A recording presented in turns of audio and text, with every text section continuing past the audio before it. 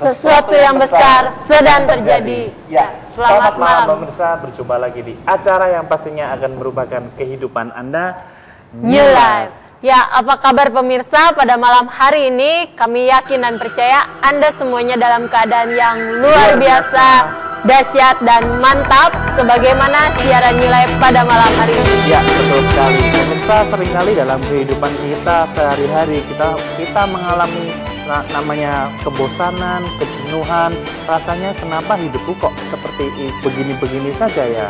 Ya, terkadang kita merasa pagi-pagi bangun, tidur, mandi, makan, berangkat kerja, pulang kerja, mandi, makan, nonton TV, lalu tidur lagi, dan kebesokan harinya ya, bangun, tidur lagi, dan melakukan rutinitas yang sama. Sepertinya setiap hari yang dilakukan kok itu terus. Kadang kita mengalami kejenuhan, bosan, malas ya. Ya, seringkali kita mengalami seperti itu. Setiap hari kita mengalami kejenuhan, kebosanan, rasanya tidak ada peningkatan dalam kehidupan kita. Iya, lalu bagaimana dong caranya supaya setiap hari, setiap yang kita lakukan tidak menjadi sesuatu yang sia-sia gitu, tapi dapat berguna dan bermanfaat? Bagaimana dong? Ya, makanya pemirsa jangan lewatkan siaran New Life pada malam hari ini, karena malam hari ini kita akan membahas tentang mengapa hidupku begini. Ya, pemirsa, siaran New Life pada malam hari ini disiarkan secara langsung atau interaktif, di mana Anda dapat berpartisipasi langsung bersama kami. Ya, pemirsa, pada malam hari ini mungkin Anda sedang mengalami permasalahan, Anda sedang mengalami persoalan dalam kehidupan Anda bisa menceritakan kepada kami dengan mengirimkan SMS di nomor 0819 081 74 kali 1. Ya, dengan tema mengapa hidupku begini, kita sudah kehadiran narasumber yang sudah tidak asing buat pemirsa yang ada di rumah. Ya, tanpa membuang waktu lagi, kita langsung sapa narasumber yang telah hadir pada malam hari ini. Ya, selamat malam Pak Susilo. Selamat malam Ana, selamat malam Hengki. Selamat malam pemirsa. Selamat malam Budita. Selamat malam Pak. Selamat malam Budita. Selamat malam Hengki, selamat malam Ana, selamat malam Pak Susilo juga, dan selamat malam juga untuk pemirsa yang ada di rumah yang tetap setia menyaksikan acara New Life. Ya, gimana kabarnya? Tentu saja luar biasa, dahsyat, mantap. Luar biasa. Ya, sesuai dengan tema pada malam hari ini, mengapa hidupku begini ya. Kalau misalnya saya lihat, saya sering dengar dari orang-orang, bahkan teman saya berkata, kenapa ya kok hidupku begini-begini aja gitu. Sepertinya mengalami suatu kebosanan gitu ya. Kenapa sih seseorang bisa menyesali di dalam kehidupannya, kok hidupku sepertinya begini-begini aja gitu. Ya, yang pernah bosan silakan. Iya, biasanya seseorang mengalami kebosanan atau penyesalan di dalam kehidupannya itu biasanya disebabkan oleh karena keputusan yang salah yang telah dia lakukan di dalam kehidupannya. Nah, kalau dirunut lagi, kenapa sih seseorang kok bisa ya membuat keputusan yang salah di dalam kehidupannya? Itu ternyata setelah diteliti gitu ya, setelah dicari akar permasalahannya, ternyata itu biasanya disebabkan oleh karena peristiwa masa lalu yang mungkin begitu menyakitkan bagi dia, sehingga peristiwa masa lalu itu pada akhirnya mengakibatkan luka batin. Nah, luka batin inilah yang kemudian mempengaruhi nilai-nilai yang dia punya itu, Ana. Begitu nilai-nilai yang dia punya dipengaruhi oleh luka batin, karena dia terluka, tapi dia punya nilai-nilai yang salah, akhirnya mempengaruhi juga pola tindakan dia, mempengaruhi juga keputusan-keputusan yang dia ambil. Sehingga karena keputusan ini diambil dengan dasar luka batin itu, makanya seringkali keputusan yang diambil pun keputusan yang salah.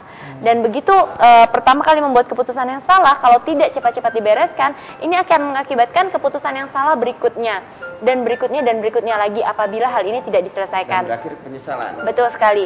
Nah, contohnya silahkan yang pakar. Kita serahkan pada pakarnya. Ya. Kita ambil contoh, misalkan seorang pernah dihina masalah kemiskinan dalam kehidupannya. Ya. Akibatnya dia berpikir, wah aku nggak mau dihina lagi. Dan dia berpikir akhirnya nilai-nilai dia punya, aku harus menjadi orang kaya, karena kekayaan bisa membuat aku menjadikan dia orang. Padahal kekayaan nggak bisa menjadikan seseorang tuh orang. Nah, gimana? Ya. Nah, waktu dia berpikir seperti gitu, dia akan mengejar kekayaan dalam hidupnya untuk membuktikan supaya dia tidak mengalami penghinaan dan sebagainya. Akhirnya dia menghalalkan segala cara. Contohnya, dia bisa korupsi, kemudian dia bisa utang sana utang sini Betul. untuk mendapatkan pengakuan harga diri, dan dia mengutamakan penampilan dan seterusnya. Dan uniknya justru malah ada orang yang jadi pelit. Betul sekali. Dia bisa utang, bisa pelit karena supaya apa? Menjadi kaya. Nah, menurut saya orang pelit nggak akan bisa jadi kaya. Ya. Mungkin Anda berkata, loh bagaimana orang pelit nggak bisa jadi kaya? Coba kita tanya kepada diri kita yang ada, misalkan yang hadir di sini. Siapa yang suka berteman dengan orang yang pelit? Nggak ada. Nah, bagaimana kita mau menjadi kaya kalau kita teman saja nggak punya? Betul. Menurut penelitian yang terakhir ini, orang-orang yang kaya adalah orang-orang yang bisa membangun hubungan yang baik dengan orang lain.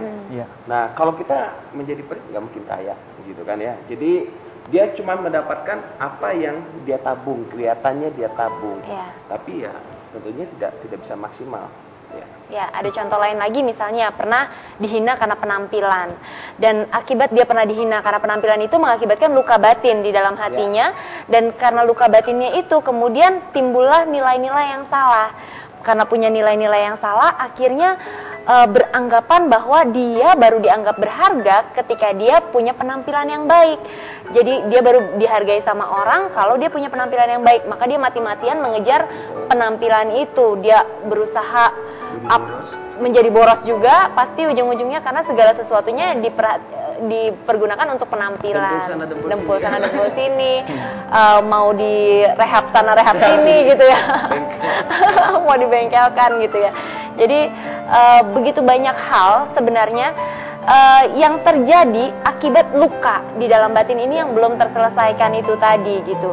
Nah, kalau ini tidak cepat-cepat diselesaikan akan mengakibatkan kesalahan demi kesalahan demi kesalahan. Bukan berarti kita nggak perlu jaga penampilan. Betul. Bukan berarti, tapi kalau sudah berlebihan, maka itu akan menimbulkan problem dalam hidup kita. Ya. Ya, temanya kan mengapa hidupku begini. Mungkin Betul. dulu saya juga pernah beranggapan, mungkin pemirsa yang di rumah juga sama. Mungkin kenapa seandainya aku punya keluarga yang sempurna, keluarga yang mendukung, lingkungan yang mendukung, dan kehidupanku pasti akan semakin sukses. Tapi tidak seperti yang sekarang ini. Iya. Seringkali kan kita seperti itu. Memang banyak orang berpikiran seperti gitu, Hengki. Mereka berpikir seandainya keadaan semua baik, tapi yang tanpa mereka sadar mereka hidup di bayang-bayang seandainya Berangan-angan gitu ya. mereka hidup di dalam dunia yang lain sebenarnya. Hidup dalam imajinasinya mereka sendiri. Seharusnya kita hidup di dalam realita yang sesungguhnya. Dan kesuksesan bukan tergantung pada keadaan di sekitar. Betul. Kesuksesan tergantung pada apa yang ada di dalam diri kita. Waktu di dalam diri kita memiliki kekayaan nilai-nilai dan kita mengerti tujuan dan arti hidup yang sesungguhnya dalam hidup kita, maka kita adalah orang-orang yang sukses. Kenapa? Kesuksesan bukan diukur dari seberapa banyaknya kekayaan. Kan kita, banyak orang berandai seandainya saya jadi orang kaya, maka saya akan menolong orang lain. Iya. Kalau dia dalam keadaan cukup saja atau pas-pasan nggak bisa nolong orang lain, saya percaya dia kaya raya juga nggak bisa nolong orang lain. Kenapa? Karena kekayaan itu dimulai dari dalam hatinya ini. Kenapa? Untuk nolong orang lain kan nggak perlu nunggu kaya. Bisa memberikan senyuman kepada orang lain juga sudah bisa menolong orang lain. Bisa menghibur orang lain, menguatkan orang lain dengan kata-kata yang membangun, kata-kata yang positif, itu sudah menolong orang lain. Bisa berdoa buat orang lain. Jadi nggak harus materi ya Pak Susilo ya? Memberikan perhatian, memberikan dukungan. Seringkali orang berpikir nolong orang harus duit. Padahal itu bukan segala-galanya. Makanya seandainya itu berbicara tentang kelemahan kita mencari kambing hitam. Nah, sekarang carilah kambing putih saja. Ya, jadi sebenarnya kita mau sukses atau tidak itu bukan ditentukan oleh faktor luar. Betul. Itu yang sekali lagi kita juga harus sama-sama sadari gitu ya, bahwa kita sukses atau tidak itu tergantung dari apa yang dari dalam itu. Ketika yang di dalam ini memiliki kekayaan, ketika yang di dalam ini memiliki kesuksesan, nilai-nilai yang benar, paradigma yang benar, maka kita akan mengalami kesuksesan itu secara nyata. Menyedot kekayaan yang lain. Betul gitu kan sekali. ya. Kalau kekayaan batinnya ada, itu akan menyedot kekayaan yang lain. Berarti nggak boleh menyalahkan keadaan sekeliling kita ya Pak Susilo ya? Nggak bisa, karena kita menyalahkan keadaan sekeliling juga Keadaan nggak berubah. apa-apanya. Ya. Yang bisa kita rubah adalah diri kita. Kita mulai dari diri kita, mulai dari hal-hal yang sederhana gitu kan ya. Saya ingat waktu saya mendengar ceramahnya Agi, mulai dari diri sendiri, mulai dari hal-hal yang kecil. Mulai dari dalam ini loh, mulai langsung. Kenapa enggak gitu loh? Contoh sederhana, kekayaan di dalam, orang yang jujur, Betul. orang yang dapat dipercaya. Sekarang ini sedang dicari orang. Sekarang ini langka. Karena begitu banyak orang berusaha cari lowongan kerja gitu ya, berusaha cari orang pintar banyak, tetapi Ya. orang yang punya integritas, Punya itu integritas. semakin jarang saat ini gitu. Nah, jadi yuk kita sama-sama Ya, kita belum mulai terlambat, lah. kita dimulai dari diri kita sendiri dulu. Betul. Lalu kenapa ya orang bisa mengalami kejenuhan? Misalkan ada orang kaya sudah hartanya melimpah, terus istri ada, anak-anak ada. Kalau misalnya dilihat dari luar, dari segi penampilan luar, kelihatannya kan udah bahagia. Tapi kenapa masih bisa mengalami suatu titik kejenuhan? Ya, begini anak.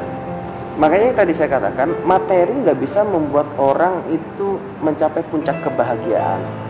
Jabatan nggak bisa membuat kita mencapai puncak kebahagiaan. Kita bisa mengalami kejenuhan. Ada 4 penyebab. Yang pertama, karena dosa, karena kesalahan kita. Contohnya, sekalipun dia punya kekayaan banyak, kalau dia hidupnya nggak benar, narkoba, mabuk, main perempuan, atau punya istri simpanan, mending kalau punya simpanan deposito ini istri simpanan. Ya kan? Saya percaya kelihatannya di luar kok kelihatannya senang, dia keluar negeri, jalan-jalan segala macam.